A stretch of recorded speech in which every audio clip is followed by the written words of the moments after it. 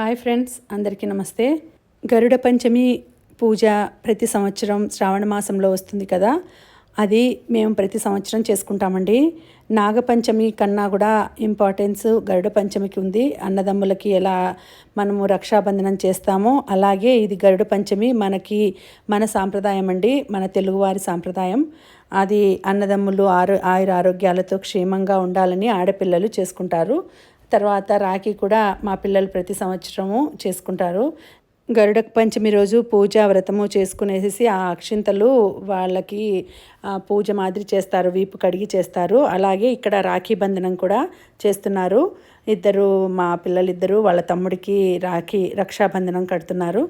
ఇది తెలుగు వాళ్ళ పద్ధతి కాదు, అయినా కూడా తమ్ముళ్ళు అన్నలు బాగుండాలని చేసుకునే ఆచారం కాబట్టి మనం కూడా పాటిస్తున్నాము. మీకు నచ్చినట్లయితే లైక్ చేసి కామెంట్ చేసి సబ్స్క్రైబ్ చేసుకోండి.